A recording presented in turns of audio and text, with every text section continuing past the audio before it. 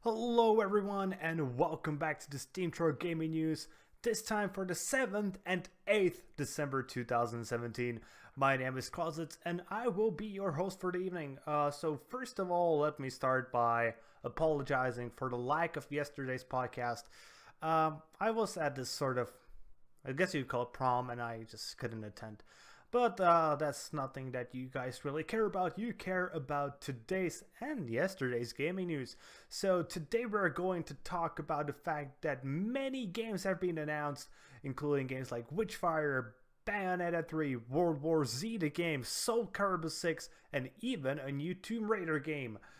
Apart from these announcements, we will talk about possibly that there will be no microtransactions in the Battlefront 2. And last of all, we're going to talk about a bit of sad news, the fact that Steam now ends the Bitcoin support for payment. But yeah, let's go on to the announcement, and we will start with Witchfire. So Witchfire is a game from the creators of games like Vanishing of Ethan Carter, Painkiller, or Bulletstorm. And yeah, you can probably guess this is going to be a shooter. We don't really have that much more information about this upcoming title, as the game has just recently announced, but we do have a first trailer, so let's look at the trailer.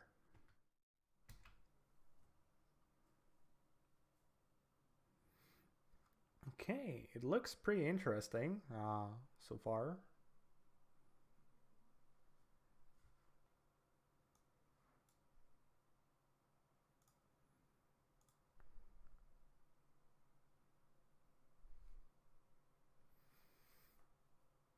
Yeah, okay, let me actually put a little bit of sound on. Sorry, guys.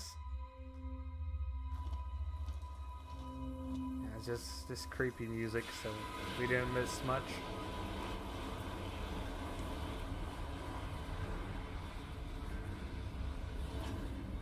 Oh, what is that? Oh, yeah, it's a shooter.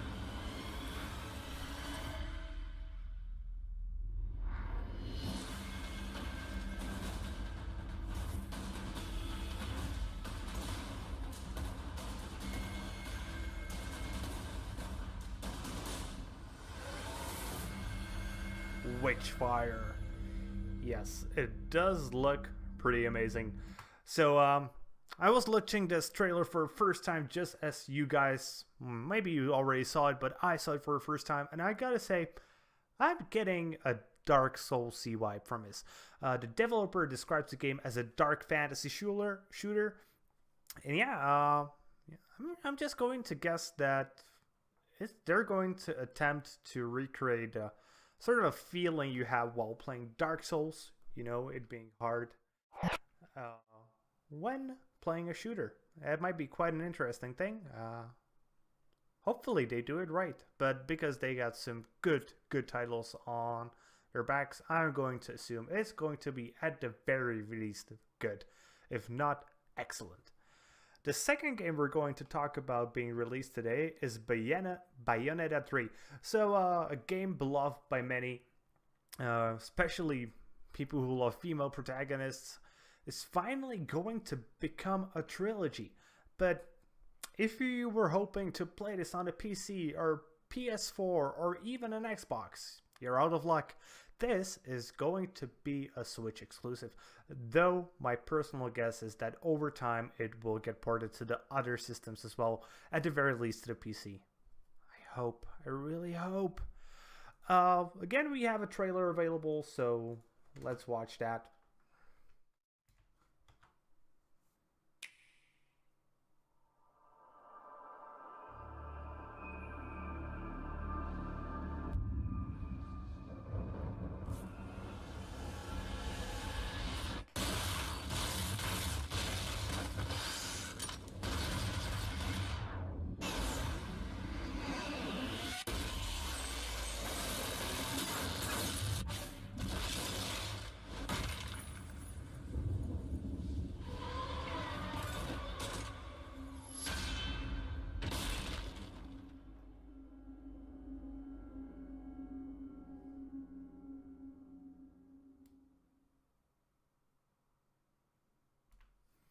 So yeah, this was pretty obviously just a review fudge reveal trailer.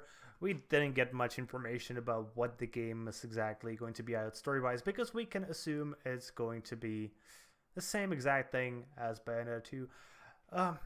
I'm really sad that this is only coming to the Switch, at least as we know so far. We don't know a release date or anything else. We just know Bayonetta 3 is coming. There's also one little tidbit of information that should be mentioned here as well. Bayonetta 1 and 2 are also coming to the Switch on February 16th. So if you're a fan of those games and you want to play them on your Switch, probably if you want to play them on the go, you will be able to. And as I said, that is great news. And then the next game we're going to talk about is something I'm sort of surprised it hasn't been done before. It's the World War Z. Yeah, World War Z. Favorite book by many. A decent movie. I didn't like it that much, but the thing is, I was already over zombies at that point. I just don't care for zombies anymore. We also have a trailer available for that, so we're going to take a look at that. So, World War Z, here he goes. The war would stop them. We hoped the cold would freeze them. We thought the army would crush them. But nothing worked. We're all alone. And they just keep coming.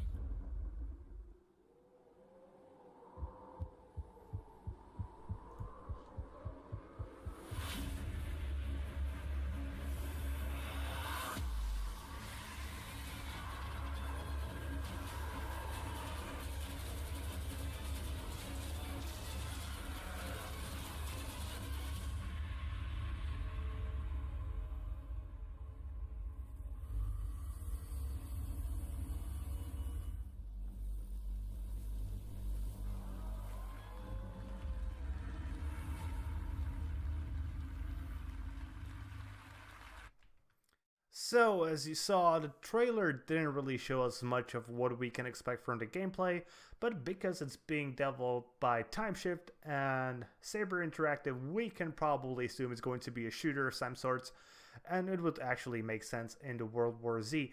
Some people speculate that it might actually be a multiplayer title, which might be interesting, though I would be sort of afraid if it wouldn't be something along the lines of many other zombie online cooperative shooters like Left 4 Dead or something like that, because then it would be coming to an insanely saturated market. But yeah, I'm going to guess just because of its title, because of its universe many people enjoy and would like to explore a bit more, it's going to do well. It's World War Z is in development for PC, PS4, and the Xbox One. Nothing about the Switch, so we're probably not going to see there. And sadly, what can you do? Not everything is going to go to the Switch. Next game that has been announced, let's talk about it, is Soul Calibur 6. So obviously this was the insane franchise 6 installment that they were talking about. I'm not going to guess not so many people guessed Soul Calibur. I was one of those that were hoping for a new Elder Scrolls game, but was guessing a GTA 6, but I was wrong. In both instances, Soul Calibur 6 is nothing that I expected.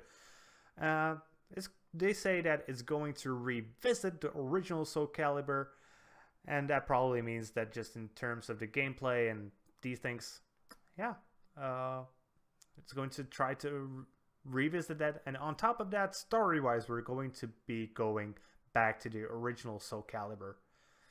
Very interesting. It's just a fighting game, you know. This approach of going back to your roots is very popular these days and not really that surprising. It's going to be coming to the PlayStation 4, Windows PC, and Xbox One in 2018. Not a concrete release date, but we know it's going to be 2018. Sadly, we do not have a trailer available. Next up is Tomb Raider. So Tomb Raider is actually one of the games that haven't been announced at the Game Awards. This one has been announced to Twitter. I still don't understand why so many people use it. It just doesn't seem like that much of an engaging social platform. Just Steam it, and especially Zapple seems that much more better. But yeah, it's just what people use. So that's where we now seem to get our game announcements. We really don't know that much about it, but there will be a new Tomb Raider coming. We should expect some sort of big official reveal soon. That's what they said, in some major event in 2018. I'm not really sure what exactly that event could be, but yeah. At least we know it's coming. Tomb Raider is always good. It's one of those games that are both nostalgic and modern. Though I will say I sort of prefer the old ones, but that's probably just nostalgia talking. Next up in our today's news, we're going to go away from announcements and we are going to surprisingly talk about EA and Star Wars Battlefront 2. Yay. But we maybe have good news. There is a chance that microtransactions might not return to Star Wars Battlefront 2. There's been some suggestions coming off from EA that this might happen. It's not really a big surprise after what happened to EA stock after the whole loot boxes controversy, and the fact that they essentially triggered a cascade reaction making governments look into loot boxes and them being possibly gambling. Good. But it should have been here from the start. Like, right now, Star Wars Battlefront 2 is probably going to lose money either way, I'm going to guess. Because so many people have just decided to boycott it, and probably have been a decent number of people who would have bought something through microtransactions. And even those people who have bought it might just be aware of the controversy and not buy loot boxes. And I'm just going to add a little bit of my own speculation. I'm just going to say Disney did say you're not going to put microtransactions in. You already screwed up pretty badly. You're not going to put them in, otherwise you're just going to take the license away from you. And I'm going to say that the petition that had a very decent number of people signing it, last time I remember it was over 80,000, so I'm going to guess it probably, let me actually read the exact number. Take away Star Wars from EA petition. It should find it. Yeah, okay, change.org, perfect. It has been signed by a whopping 150,412 people at this moment. That is a ridiculous number. So this almost certainly had something to do with it, that they're just not going to do it because they really want to keep the brand. The brand makes money like crazy. And having it taken away is almost worse than you just saying, okay, we just don't know what to do with it anymore. Though I still sort of hope it will get taken away from them, or at least be given to a few more studios, like not necessarily saying EA cannot make any more Star Wars games, but saying that more studios can make Star Wars games, because at the moment it's pretty much EA and nobody else. Okay, and our last piece of news for today, Steam, with an EA, the gaming platform, is ending support for Bitcoin. Yeah, sadly that happened. I actually liked the fact that I could use some of my Bitcoins to buy games on Steam whenever I needed to. But on one hand, I understand why Steam did this, or Valve. The volatility of Bitcoin was just probably too insane for them, and probably meant that sometimes people clicked I want to buy a game for, let's say, $20, and before the whole transaction processed, it would have been just like $25. And a 25% increase in price in 20 minutes, which was possible with Bitcoin at certain moments, just isn't something that is really nice. But even, let's say, a 5% increase in price is untenable, Though Steam probably benefited from this very much because they were the ones getting a lot of Bitcoin. So I'm going to guess they made a few $1,000,000 off this, almost certainly.